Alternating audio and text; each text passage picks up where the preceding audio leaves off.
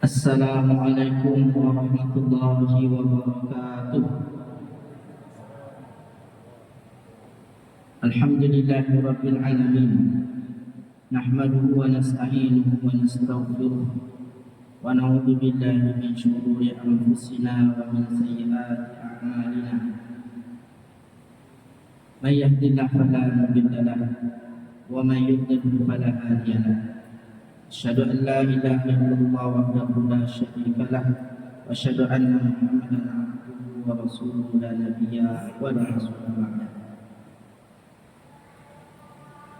Jamaah salat Isya dan salat tarawih yang dirahmati Allah Ta'ala, kita berbanyak syukur kepada Allah Ta'ala, mengucapkan alhamdulillahirabbil alamin. Semoga Allah membimbing kita di bulan suci ini siang maupun malam untuk dapat mengisi setiap waktu yang Allah beri ini dengan amal ibadah sebaik-baiknya, di mana para sahabat Nabi SAW, para ulama, bahkan Nabi juga mengatakan sekiranya setiap bulan itu adalah Ramadan, maka akan berbahagialah kaum muslimin. Maka pada hari ini kita berada di bulan suci itu, kita isi dengan sebaik-baiknya, dengan penuh dengan iman dan perhitungan. Lalu keluarlah kita Ramadan nanti membawa oleh-oleh yang banyak dari bulan suci ini. Kemudian juga kita bersalawat untuk Nabi kita, Nabi Muhammad SAW. Allahumma salli ala Muhammad wa ala alihi wa sahbihi ajma'in. Bapak Ibu jamaah yang dirahmati Allah Subhanahu wa taala, tidak terasa kita sudah menghabiskan 10 malam pertama dari bulan suci ini. Lalu kita masuk kepada 10 kedua, dan juga akan tidak terasa juga 10 kedua ini juga akan berlalu. Yang selanjutnya kita akan juga berlalu Ramadan dari kita semua. Maka sudah patut dari sejak sekarang kita mulai menghitung diri, terutama di saat-saat di waktu selesai sholat, antara sholat satu dengan sholat yang lainnya, di saat kita selesai berzikir, atau jika bisa di tengah malam, apa rasanya yang kurang kita selama Ramadan ini, apa ibadah yang belum sempat kita kerjakan, apa yang tidak maksimal, atau apa yang seharusnya bisa tetapi belum terlaksana.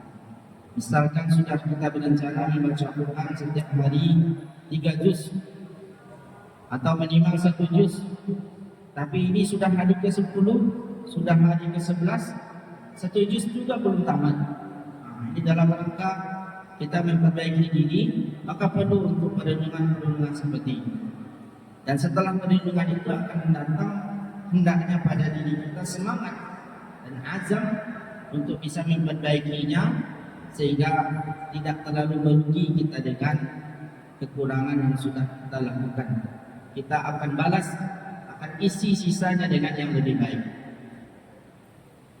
Karena Allah Subhanahu wa taala telah memberikan hadiah Ramadan kepada kita sebagai hadiah yang tiada terhingga. Di antaranya yang pasti kita dapatkan ketika berpuasa dan mendirikan Ramadan dengan baik adalah ampunan dari Allah Subhanahu wa taala.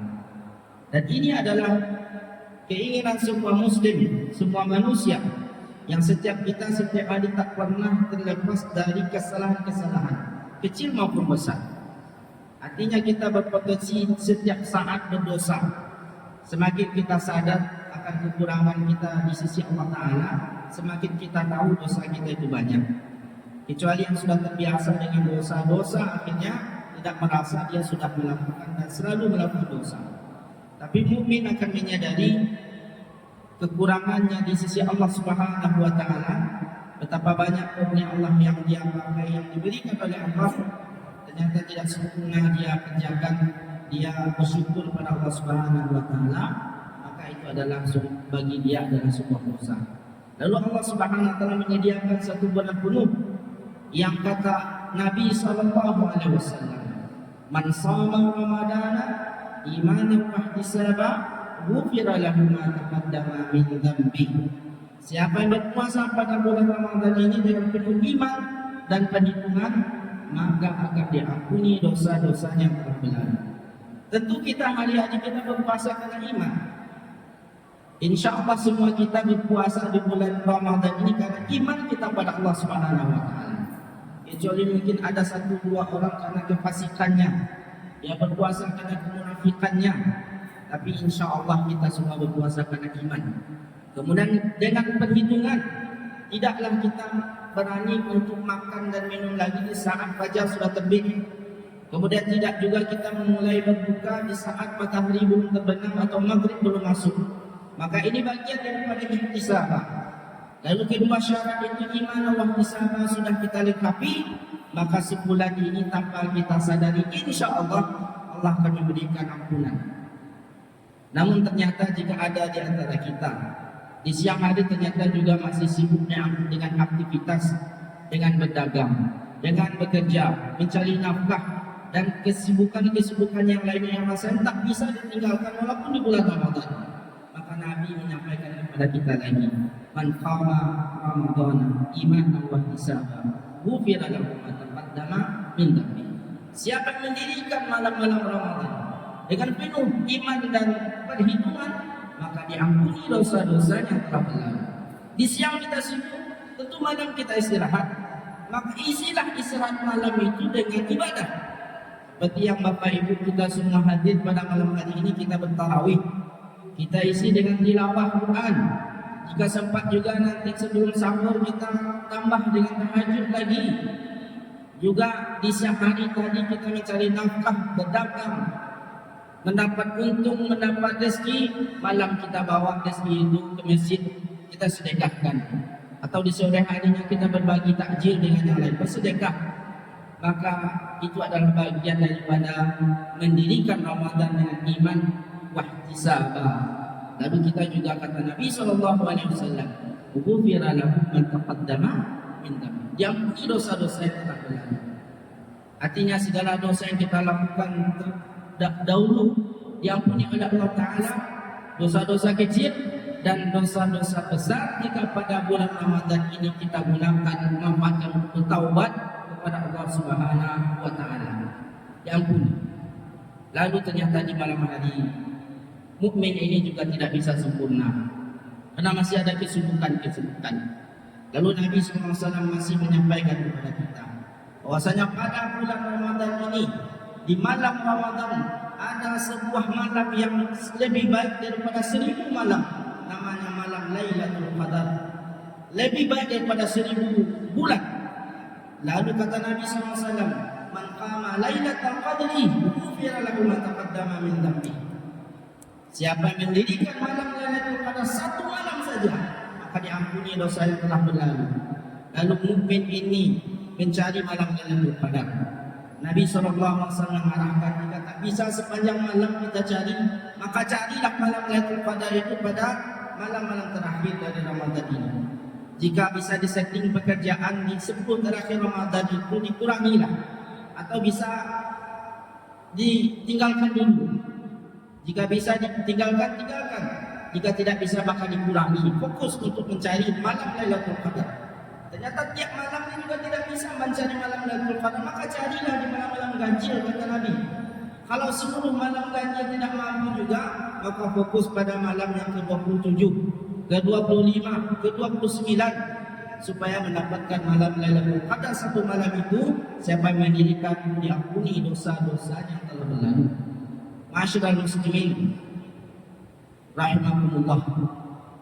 Ternyata rasanya juga tidak bisa mendapatkan malam Lailatul Qadar, karena biasanya berlalu malam Ramadan bagi dia biasa saja, tidak ada perbedaan. Rasa-rasa malam Lailatul Qadar itu dia tak ada. Maka minimal berdoa kepada Allah Subhanahu wa Ta'ala sepanjang hari, sepanjang malam, minta pada Allah Subhanahu wa Ta'ala untuk diberikan oleh Allah Subhanahu wa taala jaminan terlepas dari api neraka. Karena Allah Subhanahu wa taala akan memberikan jaminan kepada sebagian kaum muslimin terlepas dari api neraka dibaginya itu pada malam-malam Ramadan. Setiap malam Allah Subhanahu wa taala memiliki atau mengeluarkan nama-nama dari kaum muslimin ini. Nama-nama tersebut dijamin untuk tidak masuk ke dalam neraka. Nama utaqa'u minan nar, walillahi utaqa'u minan nar.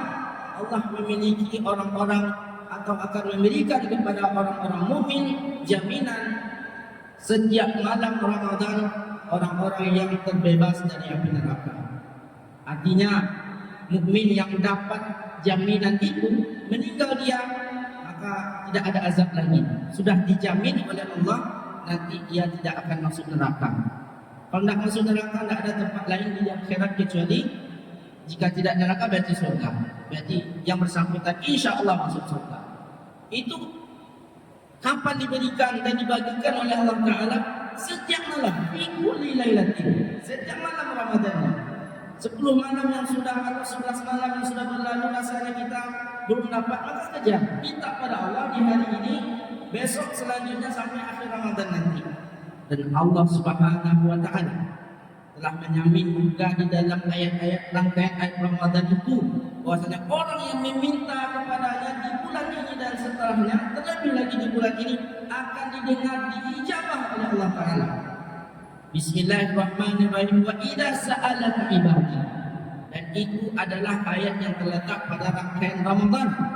Artinya di rangkaian Ramadan itu ada kesempatan kita untuk meminta, berdoa pada Allah. Dan Allah katakan, wa idza sa'alaka ibadi. Dan apabila hamba-Ku bertanya kepada engkau wahai Muhammad tentang aku, wa idza sa'alaka ibadi anni fa inni qarib, maka aku ini adalah dekat. Fa inni qarib, aku ini adalah dekat, meyakinkan kepada kita bahwa kita betul dekat dengan Allah Subhanahu wa taala.